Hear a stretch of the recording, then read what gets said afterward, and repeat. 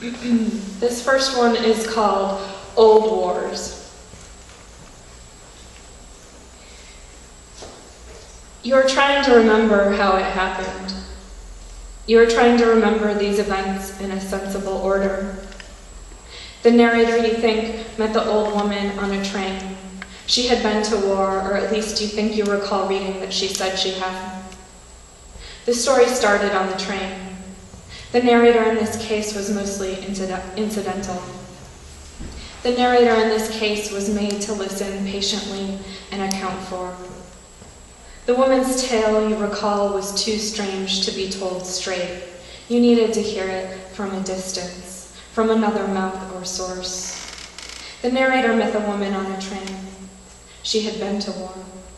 The story was about the woman and her experiences at war, or more precisely in it, as a victim and a corpse, and someone who was marched straight to and through the brink of death, who gazed deep into death's vile and wintry irises before saving the crowd of innocent people she had been marching with.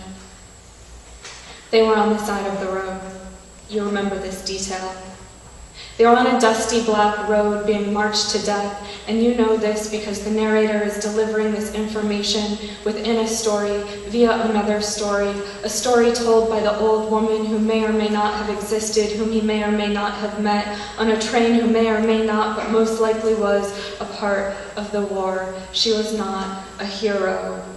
She must have been a hero, you think, for having protected all of those people, for sacrificing her own soul, her own hands, her own fragile sense of self, and yet there are no heroes here. Not the patient narrator, not you for trying to remember, not even the woman who told the story, for war knows no heroes and makes a fool of every witness, which, right now, through memory, is both you and this incidental narrator and whomever you were telling this story to. You are trying to remember how it happened. There was a woman on a train. This woman told a story not to you, but you read the story that she told from the narrator's point of view, and now you know it, how she abandoned her own consciousness to swap bodies with the officer. She parted with her own old heart. She left her mind behind. She became a monster and a master, and through this brave and magical transformation was able to save a small population of souls, or so she said that day to the one you know as her trainmate.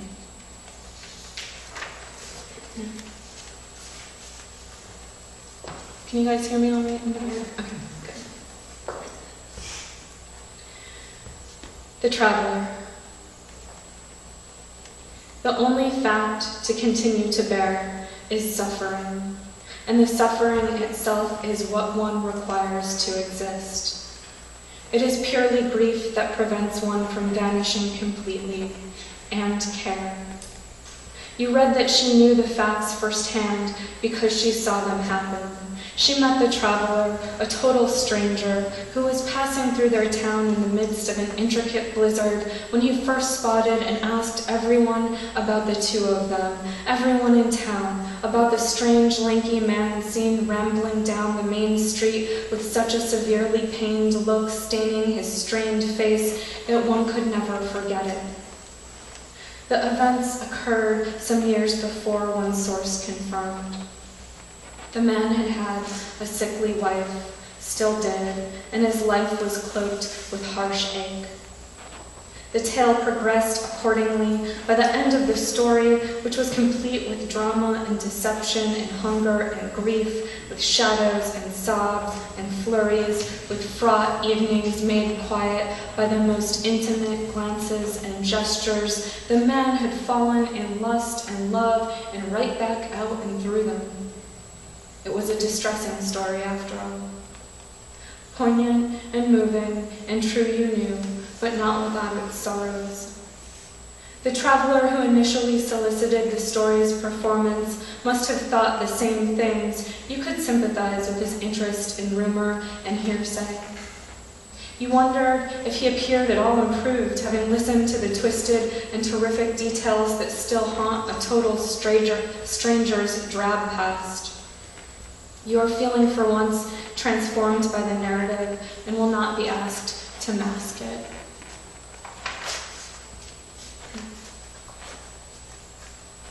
These are from a series called Twice Told, by the way. Telephone. There was fear involved, yes, some fear and hesitancy to discuss what you knew you had done but had not yet told anyone. It was nothing. You discussed it for hours, all that nothing and what nothing meant, what a shame it would be to allow the nothing to decay, to fade and fly and die like all those nothings that you both had had before. It felt like a new nothing, but you knew instinctually in your frantic animal soul all that nothing sustains itself the same way, by expanding, cracking, swallowing itself and all around it, by colliding with old nothings. You knew and discussed what a nothing all your nothing was, and yet you could not find an end to it. This kind of nothing kept going. It kept going into itself and back out again, around the day, winding itself through you and whispering things concerning you across the wire and in sleep's abysmal strangle, and after all that talk, you felt so true. Like a new version of yourself you never knew.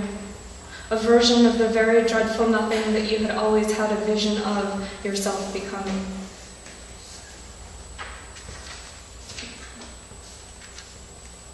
Supposed to.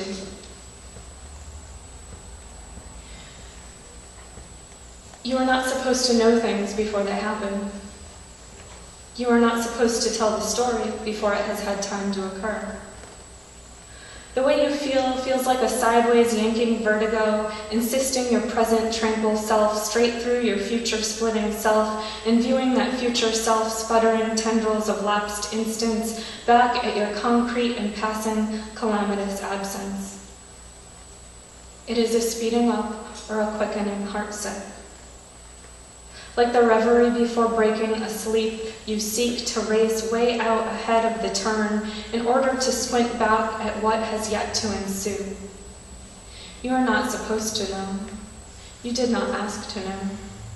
You do not desire to lose the control implicit in what's random or the absolute and manageable assurance of reasonable and reliable happenstance.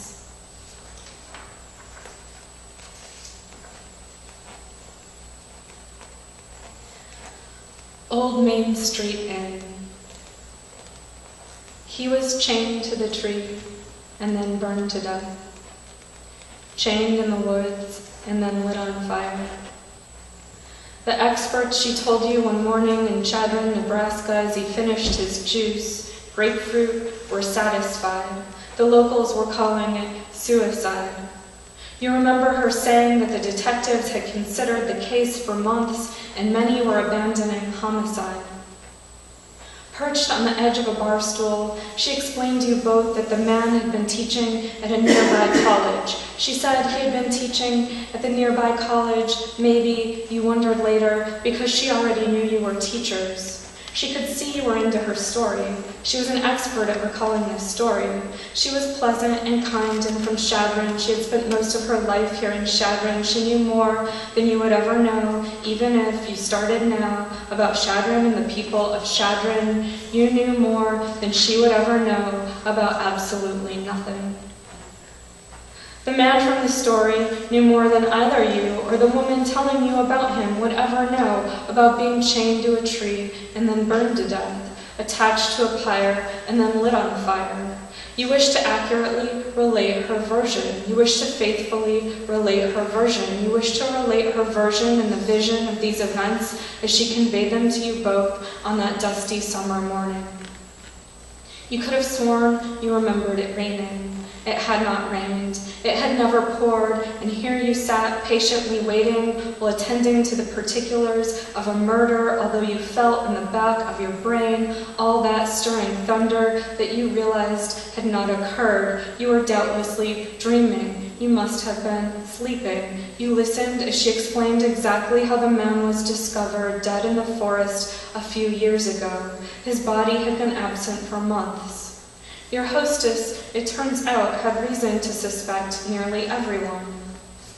After all, Chagrin was a small town, and in a small town, everyone knows just about everything about everyone else who is living there.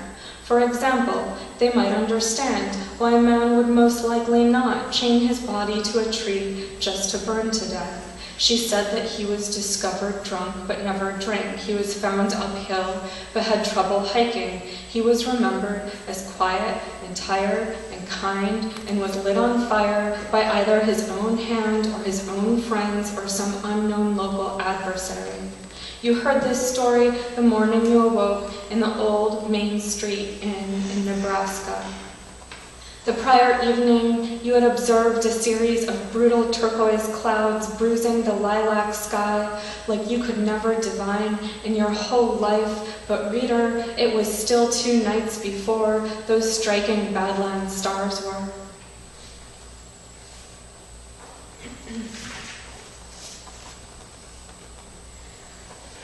Ghost towns. There is not a name for how you felt in the meantime. There is not a name for what you would most like to hide.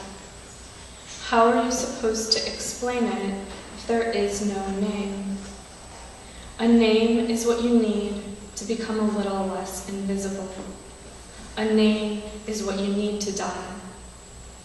But what if you have no stake in this decrepit town? No title or claim to your one own only cause.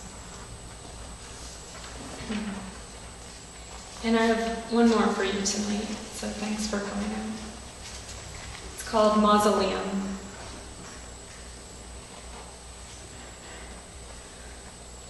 The night behaved exactly as you thought it would, as you saw it would.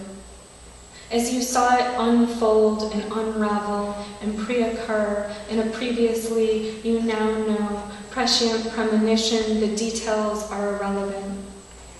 You saw the night tumble forth anxiously with rare nerves as if swerving away from a ghost train. Perhaps it was almost dusk. There was, or maybe there could have been, a dreadful storm. But there was no storm. You had the feeling that it was later than it really was. Maybe it was a different day, or if the same day, then you saw this day tilt and stretch and sway and strain itself against the previously aforementioned vision, as, to be honest, at this point, you knew it would. The version of the night you saw occurred as a sudden shot straight through the actual night that was just about to start occurring. The night tried to hold itself upright, tried to be true to its given name, to remain faithful and patient, such a great trait, through sorrow and flawed stakes, through the terrible rest of dreamers, each reading their own imperceptible story. You were worried. The precise details are irrelevant. The events of the night occurred as observed, not set forth by you, but seen into and through, planned perhaps by the unseen forces that occasionally reveal an intricate narrative briefly perceivable. It was the next day, or that same day, or a different night, that you found yourself taking a quick picture of the man as he stood patiently waiting beneath his own engraved name in the blazing rays of the graveyard. That name, his same name, was presently labeling a mausoleum. No strangers were present, or if they were, you couldn't sense them. There was no proof. That night and then again that same day, you knew that when he looked at you, you would shift your gaze away, that when he looked at you, you would hide. Perhaps it was night, perhaps a different day, you knew you would veil your startled stare so that he could not grasp or catch your very instant vision of his death in the black and brittle, damp and bewildered echo of your loud eyes. Because as you found then, and as you note now, there is never any proof. There is never any sufficient evidence. So to you, there is also no truer tender kindness than disguise. But recognize, one can always find that loving feeling by returning to the mausoleum.